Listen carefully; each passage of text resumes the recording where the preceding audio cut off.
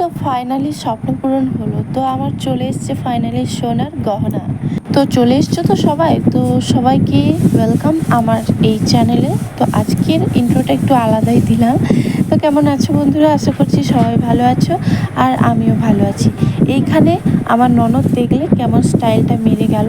তো ওর দিকে দেখে লাভ নেই, আমার দিকে দেখো এবং আমার কাজ বাজের দিকে দেখো আমি কেমনভাবে কাজ করছি। আর আমাদের এই ছোটোখাটো মাটির রান্নাঘরটা একদম ঠিকঠাকভাবে এখনও কমপ্লিট হয়নি। এই যে দেওয়ালটা দেখতে পাচ্ছ, এটা জাস্ট পাক মাটি দেওয়া আছে, পাক মাটি দিয়ে এই শুকিয়েছে। তারপর এর ওপরে বালি মাটি দেওয়া হবে, তারপর সমান করে কাদা লেপা হবে। তো জানোই যাদের মাটির বাড়ি আছে।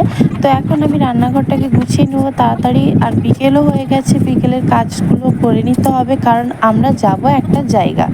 তো বাড়িতে তো কেউ নেই, তো কাজ আমার ফিনিশ হয়েই গেল।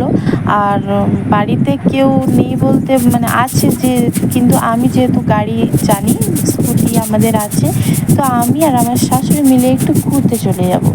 তো যাব কোথায় সেটা তোমাদের তো অবশ্যই দেখাবো।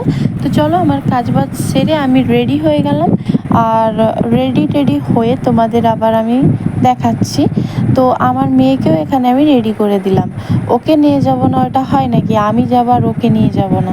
তো আমার বাহনের ওপর আমি চড়ে বসে গেছি, বাহনকে নিয়ে যাব। বাহনের কত দিন পর আমি স্কুটিটা চালাবো, বুঝতে পারছো তোমরা গাইজ? মানে 1.5 বছর পর আমি স্কুটিটা প্রথম চালাবো আজ। আর আমি তো খুবই এক্সাইটেড, প্রচণ্ড এক্সাইটেড, আজকে অনেক দিন পর স্কুটিটা চালাবো। তো বড় গাড়িও আমি জানি চালাতে, তো সেটা নিয়ে আমার ভয় লাগেনি অতটাও। তো আমার শাশুড়ি মাকে একটু জোর করে আমি আইব্রো প্লাগ করিয়ে নিলাম। তো আর আমিও করেছি, কারণ আমাদের গ্রামের পুজো আছে, তাই একটু ভ্রু প্লাগ করে নিলাম। আমাদের সামনেই একটা বিউটি পার্লার আছে, বিউটি পার্লারে চলে গিয়ে করে নিয়ে এসেছিলাম। আর এইখানে দেখো কি কি নিলাম না নিলাম তোমরাকে সেটা আমি দেখাবো, চলো তো দেখাই। তো এইখানে একটু মেয়ের জন্য আমি হেয়ার ব্যান্ড নিয়েছি। এই হেয়ার ব্যান্ডগুলো নেওয়ার না আমার খুব ইচ্ছে ছিল, যে যখন একটা আমার মেয়ে হবে আমি এরমভাবে একটা হেয়ার ব্যান্ড নিয়ে ওকে মাথায় পরিয়ে, মানে কেমন লাগে দেখবো বা পরিয়ে রাখবো। সবার যেরকম ইচ্ছা থাকে, স্বপ্ন থাকে, সেরকমই আর কি। তো আমি এই হেয়ার ব্যান্ডটা নিয়েছি, আমার খুব পছন্দ লেগেছে। আর সাদা কালারটা না খুবই ভালো লাগে দেখতে, যত সে গায়ের কালার যাই হোক। আর মানি পার্সটা বের হয়ে গেল, যেটা দিয়ে যেখানে থাকে টাকা, যেই টাকা দিয়ে জিনিসগুলো কেনা। তো একটা ক্লিপ নিলাম, আর এই যে হচ্ছে আমার সেই সোনার গহনা। তো দেখো, এই এই যে হারটা আমার খুবই ভালো লেগেছে, খুবই ভালো লেগেছে।